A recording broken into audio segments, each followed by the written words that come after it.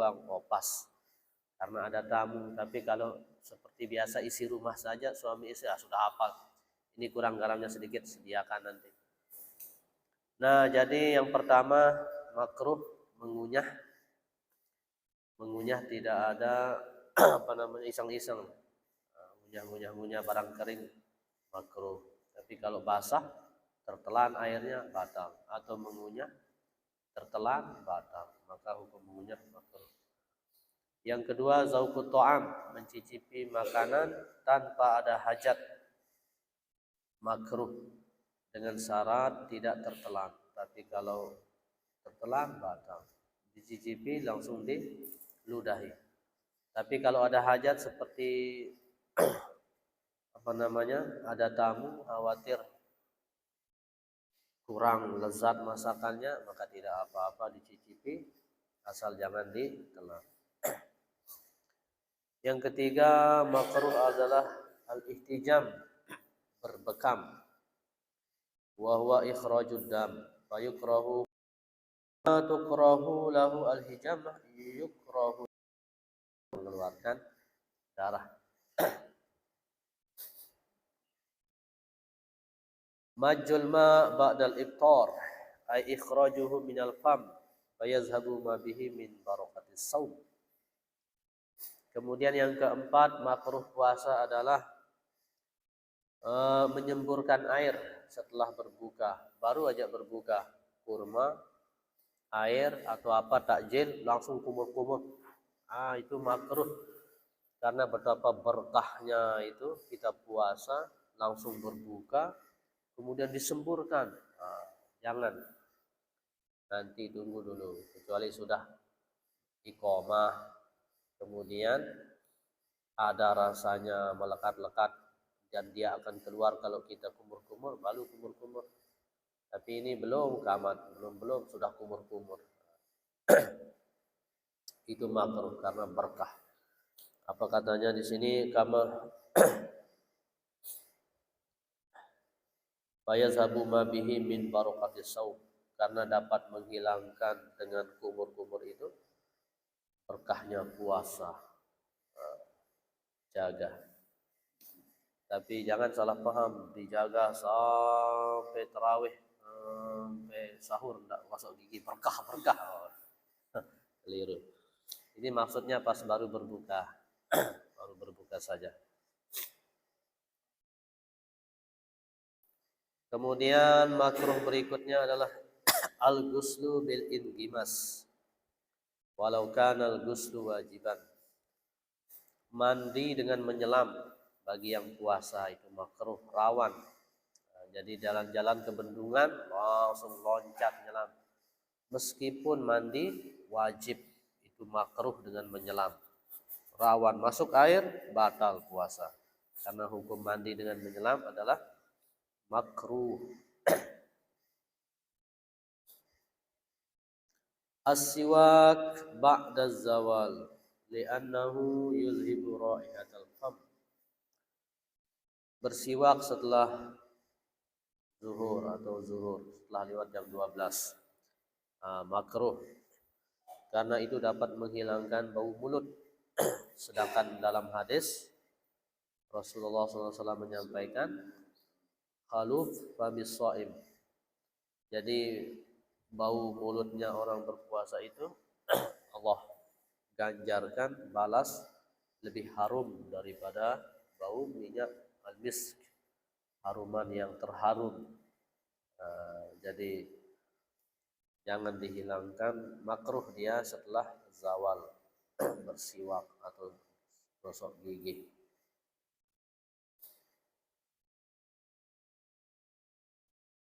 Tapi jangan juga seperti ini salah tangkap, jaga baunya berpuasa, tidak gosok gigi 1 bulan. Ya, maksudnya ini siang saja. Makruh.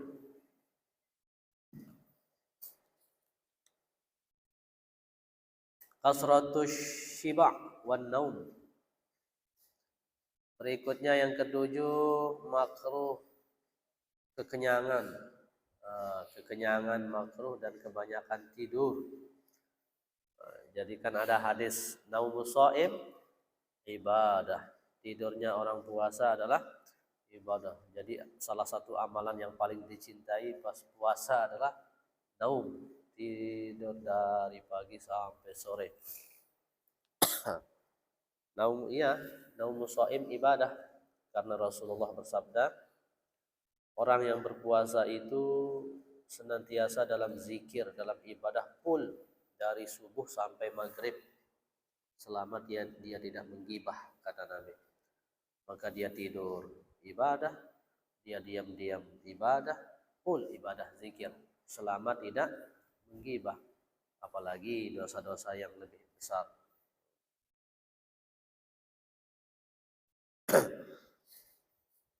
Kasratus syiba, kebanyakan makan, kekenyangan, balas dendam. Jadi dari pagi sudah diincar, lihat bahan cendol, awas nanti malam cendol. Lihat bahan apa itu, serbuk apa itu, lauk, semua sudah diabsen. Jadi kumpul 5 jenis makanan, 10 jenis makanan. Pas maghrib dibalas dendam, kekenyangan, ngantuk, tidak jadi tarawih. Nah, terlalu kenyang. Jadi puasa itu benar-benar kita disuruh kontrol, tahan, imsak. Di sini juga kita rasakan, kita sebentar saja lapar, sebentar. Bahkan kalau udah biasa tidak lapar. Coba saudara-saudara kita di Palestina, 3 hari, 1 minggu, berhari-hari tidak ada makanan minuman, terpaksa cabut rumput dimakan. Kita hanya sebentar, siang saja. Nanti maghrib, coba full makanannya, minumannya mewah-mewah, hanya sebentar. Saudara-saudara kita di Palestina benar-benar tidak ada makanan minum.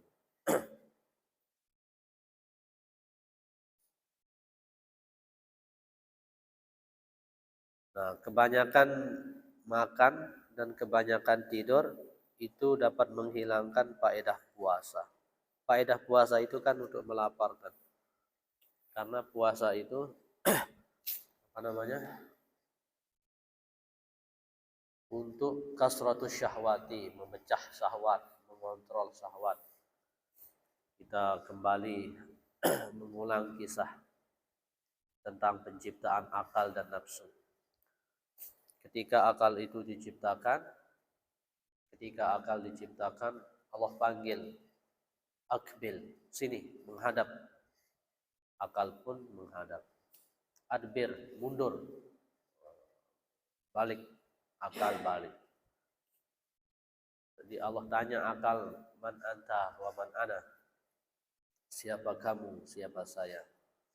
Akal menjawab, ana abduka dhaif, saya adalah hambamu yang lemah.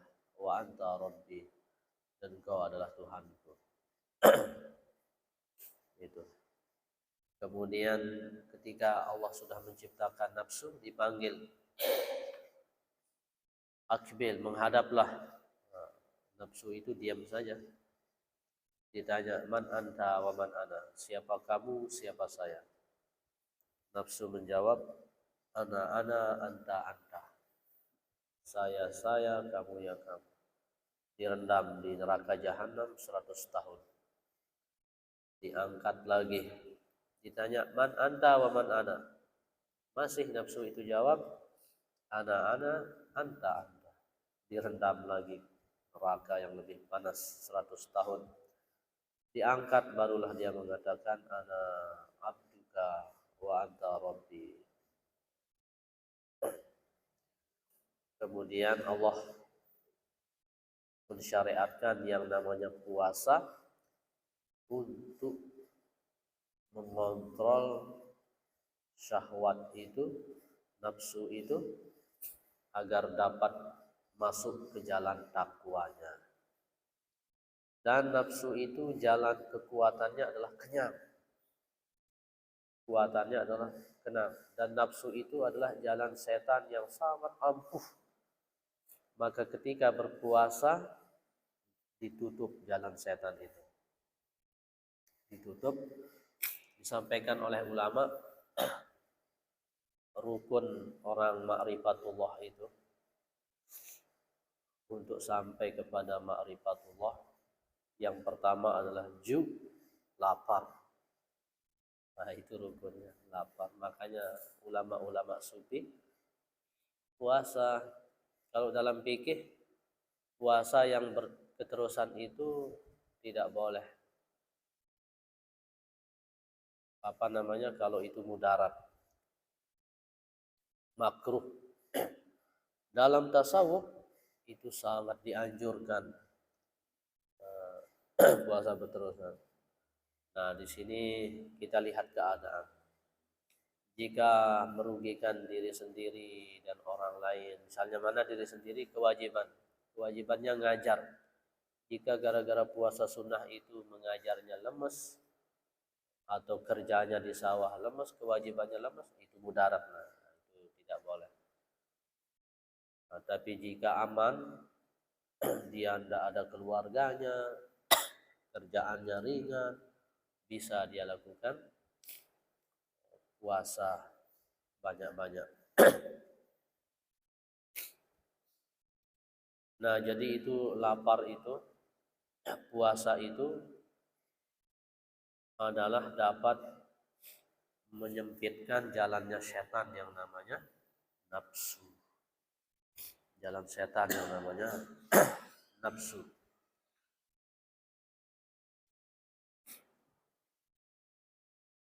Oleh sebab itu makruhlah kita kekenyangan dengan banyak tidur.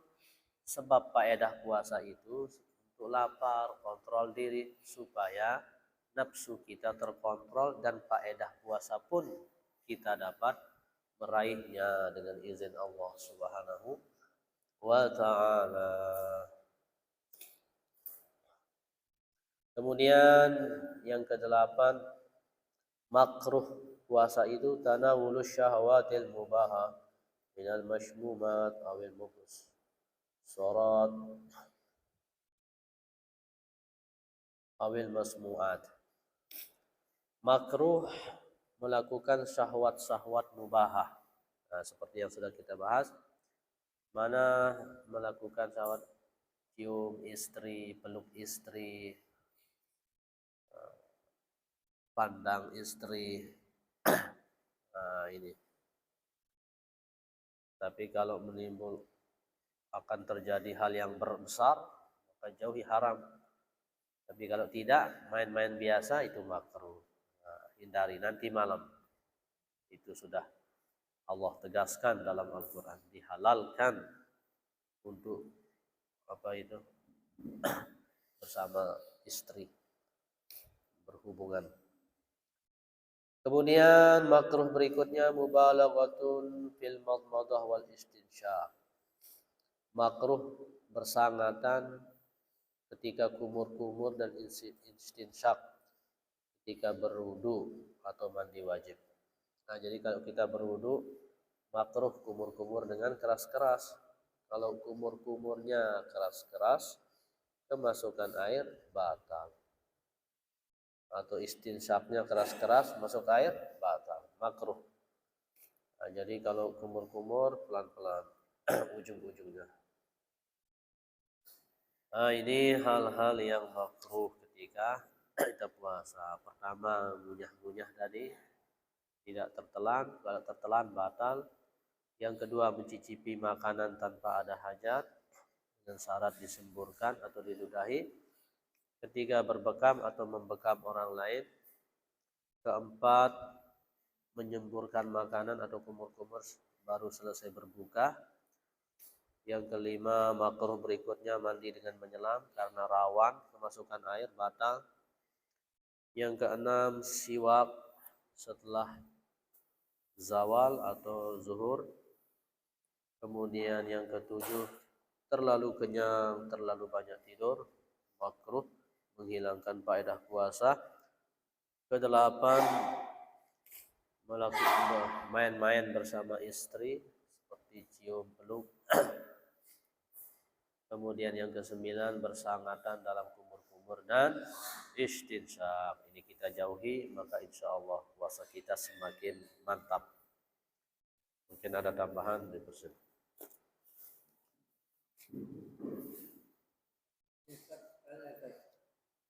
Kalau kita film itu nyumbang,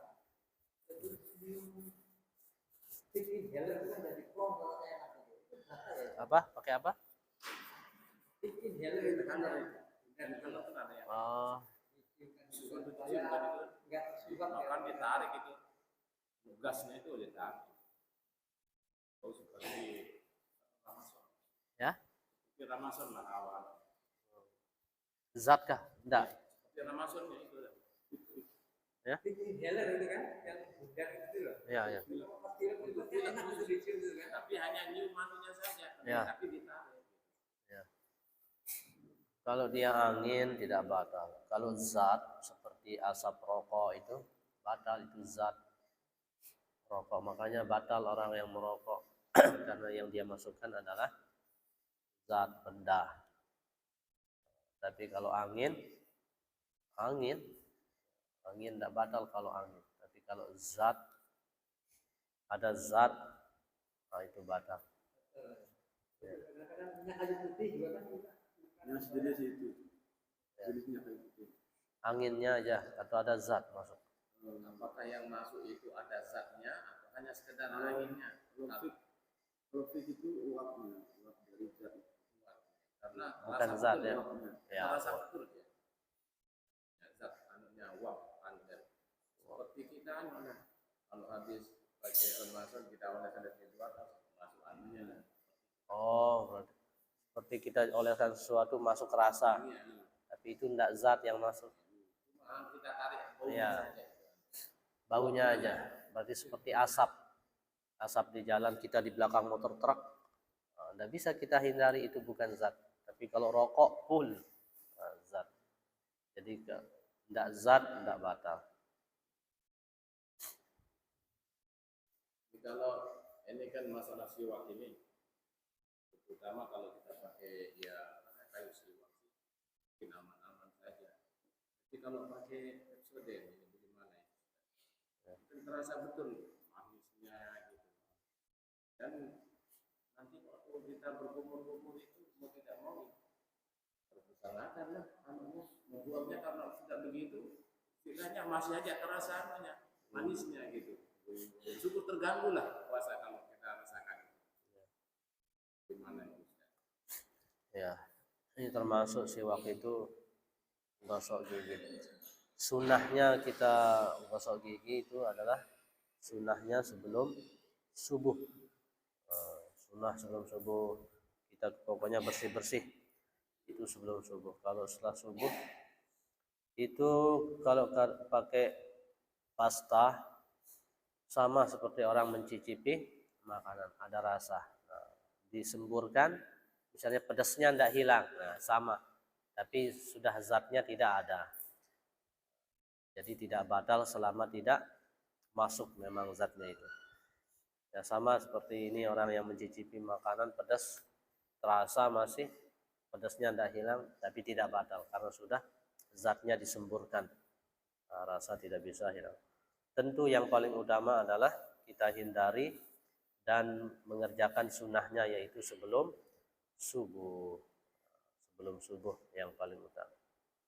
Jika terjadi itu keras-keras kumurnya, kemasukan jelas batal. Tapi kalau tidak kemasukan, meskipun masih tersisa aromanya apanya, itu yang penting sudah dikumurkan, zatnya hilang, maka tidak batal. Wallahu a'lam. Lagi ini Pak Ustaz, masalah menggabungkan antara puasa tiap hari seperti dimaksudkan kalau dalam ilmu dan dalam ilmu tasawuf dianjurkan. Bagi orang yang mampu, bagaimana cara menyikapinya? Orang yang mampu, cara dengan orang yang tidak mampu. Mungkin ada, karena saya pernah juga mendengar cerita dari saudara-saudara saya di Lombok. Ada seorang tiap hari puasa, tidak pernah selesai. sekali puasa. Padahal orang ini orang biasa-biasa saja lah. Itu puasa. Padahal kerja lagi. Gimana gitu? Ya. Ya, jadi jadi itu disimpulkan jadinya. Tasawuf menganjurkan, fikih melarang setiap hari. Nah, jadi kesimpulannya adalah keadaan masing-masing. Artinya tidak rugi sama diri sendiri dan keluarga. Bisa merugikan keluarga. Mana contohnya? Dengan dia berpuasa setiap hari, dia punya istri kan, masih bujang istrinya, dia butuh nafkah batin, dia puasa tidak bisa melayani istri. Nah, maka itu haram justru. Tapi ini saya cerita tahadus bin salah satu keadaan aman melakukan itu. Ketika kemarin saya sendirian, istri di Lombok, pekerjaan tidak yang berat, sekedar biasa. Itu begitu mengamalkan puasa rutin aman, tidak ada apa-apa. Ngajar tetap semangat, kemudian keluarga tidak ada. Nah, itu pas sendiri rasanya benar-benar sendiri. Nah, itu aman sekali. Kemudian kita tetap jaga pandangan ketika pasangan kita tidak ada dekat kita, nah itu aman sekali. Tapi kembali ke masing-masing diri sendiri yang punya keluarga. Kadang kalau bersama keluarga kan ujiannya kalau tidak ada teman makan, istri tidak semangat makan. Nah, seperti itu karena jadi kekurusan istri, ikut dia puasa padahal tidak puasa tapi ikut, nafsu makannya tidak semangat karena kalau suami terus-terusan puasa. Maka kembali lagi jawabannya adalah sendiri. Ini Ustadz orang-orang yang jauh dari istrinya, tidak punya pekerjaan berat, maka itu bisa dia amalkan. Jadi kembali lagi tergantung keadaan masing-masing. Makanya ulama-ulama terdahulu ketika uzlah enak sekali puasa. Syekh Abdul Qadir Al-Jailani puasa terus uzlah. Ketika dia masuk keluar memang setiap hari puasa. Iya. Kan tidak buka kan dulu ada yang habis setiap hari dan digabungkan gitu. Iya. Dia makan sahur lagi berbuka, susah kadang begitu. Saya dengar kisah-kisah mereka. Termasuk Imam Nawawi. Makanya kurus katanya beliau itu, kurus. Beliau kan tidak menikah. Umur sangat muda. 40 tahun atau 45 tahun wafat. Setengah tahunnya untuk nuntut ilmu, setengah umur beliau nuntut ilmu, setengah umurnya untuk ngarang kitab dan ngajar. Nah, itu. Jadi benar-benar ulama terdahulu menikah itu benar-benar menjalani syariat sunnah, bukan semata-mata karena nafsu. Nafsunya sudah terjaga karena dia puasa.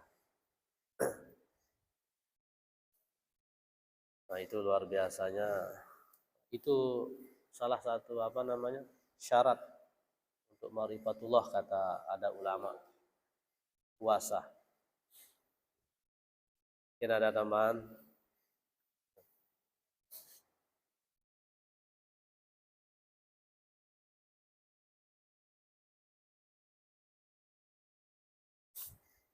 Rata-rata ini Ustaz, kalau kita dengar daripada Yesufi ini senjata utama mereka itu untuk mendekatkan diri itu puasa.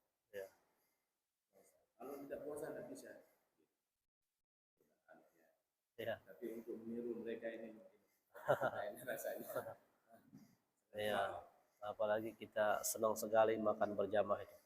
Kalau berjamaah tambah lezat. Yang kalau tidak berjamaah mungkin sekali, kalau berjamaah nambah lagi saking nikmatnya berjamaah. Iya, bahkan itu dikatakan rukun yang pertama untuk ma'rifatullah al-ju', lapar.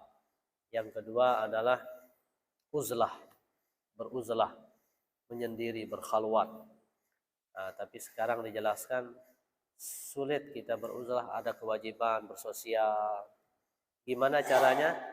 Maka di sini uzlahnya itu adalah uzlah daripada menggibah, berbicara yang tidak bermanfaat, bergaul yang tidak ada manfaatnya. Jadi dibolehkan kita bergaul, tapi pastikan ini pergaulan benar-benar tidak sia-sia. Itu uzlah sekarang. Kemudian yang ketiga, rukun ma'rifatullah itu qillatul kalam, sedikit makan, sedikit berbicara. Kemudian yang keempat adalah saharul lail, wajib qiyamul lailnya, tahajudnya sebelum subuhnya. Nah, itu rukun ma'rifatullah. Dan yang tiga ini, sedikit berbicara, beruzlah, dan bangun malam itu, tiga ini didasari oleh yang namanya lapar. Kalau orang rajin puasa, cepat bangun malamnya. Kalau orang puasa sedikit bicaranya, masa lapar banyak bicara. Kemudian yang ketiga, uzlah, iya, akan menjaga diri. Pandangan akan dijaga, anggota tubuh tidak mungkin akan mau sia-sia.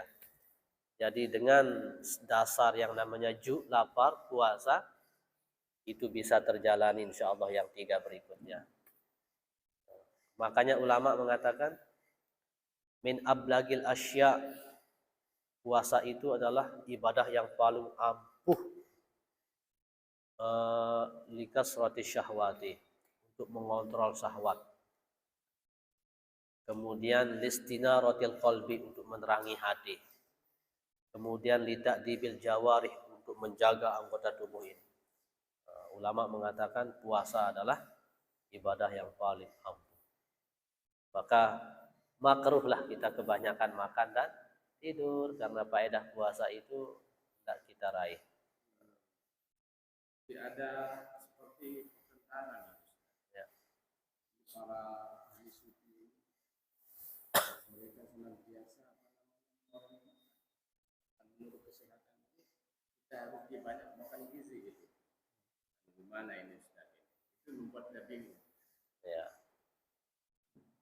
Supi sedikit makan, kesehatan banyak makan bergizi. Banyak makan yang bergizi-gizi gitu.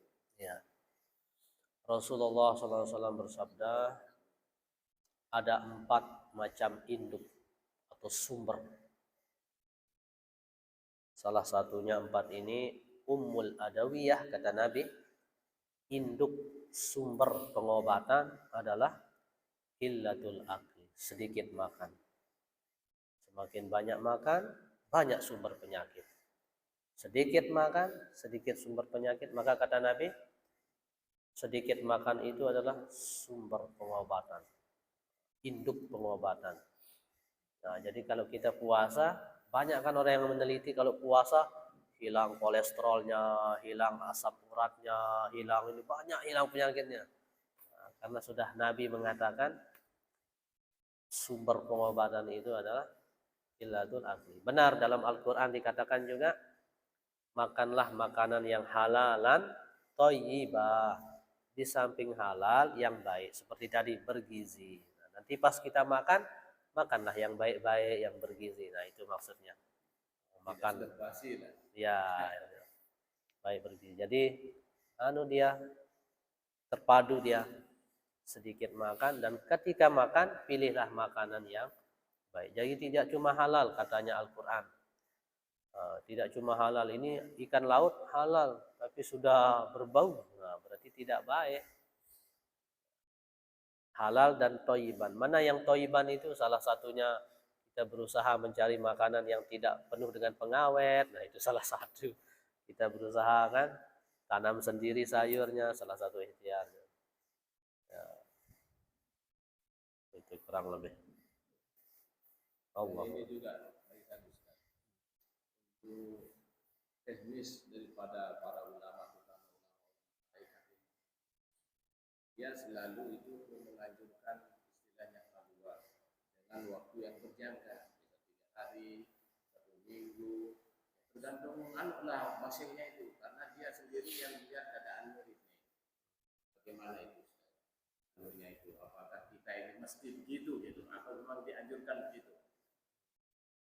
Ya, memang uzlah itu, khalwat itu, kata ulama itu salah satu rukun ma'rifatullah.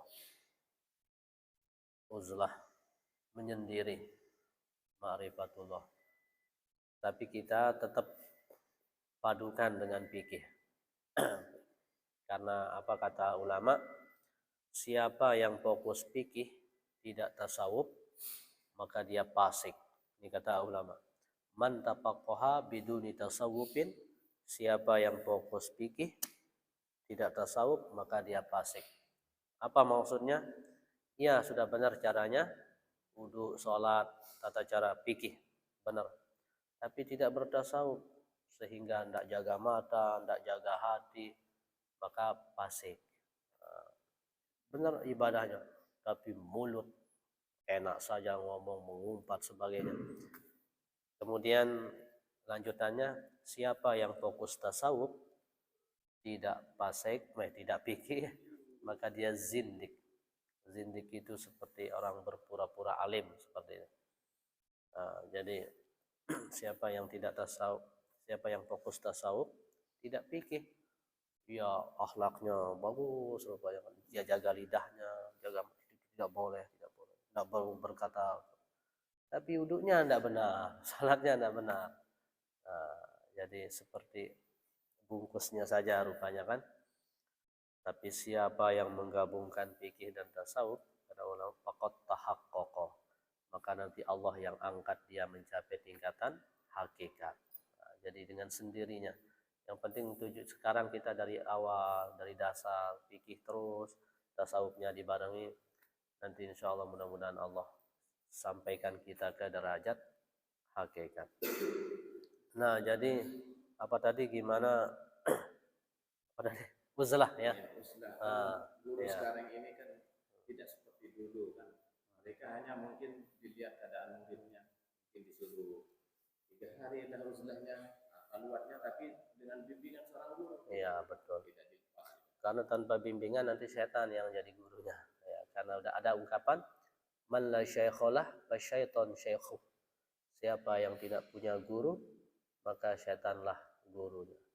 Termasuk kita hanya fokus baca buku sendiri, bahkan baca terjemahan Al-Quran, karena Quran itu banyak yang bisa kita pahami yang sudah jelaskan, banyak lagi yang tidak bisa kita, itu hukum-hukum itu tidak lepas dari penjelasan ulama. Maka kalau kita fokus sendiri nanti sesat kita. Juga ada yang sudah dimansuhkan sudah dari Al-Quran.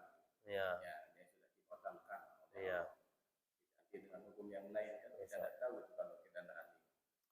Wajib maka dengan bimbingan guru. Maka usaha kita sekarang ini adalah ya bisa di rumah sendiri, bisa dalam rumah sendiri. Nah, seperti penjelasan tadi di awal, mungkin kita sudah ada punya tanggung jawab, punya kewajiban pekerjaan sebagainya yang tidak mungkin menghilangkan itu. Maka caranya adalah uzlahlah dari perkataan yang haram. Ketika kita bergaul dari manusia, jaga uzlahnya itu dengan jangan berbicara yang tidak bermanfaat, apalagi nyata-nyata menggibah. Itu cara, mungkin kalau itu bisa dijaga 40 hari, seperti yang sudah biasa kan, banyak amalan 40 hari, itu cara kita ikhtiarnya. Wallahu a'lam bishawab.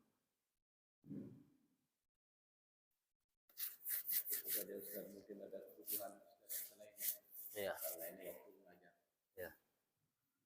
Kita cukupkan itu makruh-makruh puasa 9, mudah-mudahan bisa kita hindari sehingga puasa kita semakin mudah-mudahan Allah angkat menjadi puasa yang khawasul khawas. Mohon maaf pada segala kekurangan. Subhanakallahumma wa bihamdika asyhadu an la ilaha illa anta astaghfiruka wa atubu ilaik. Subhanakallahumma wa bihamdika asyhadu an la ilaha illa anta astaghfiruka wa atubu ilaik. Subhanakallahumma wa bihamdika asyhadu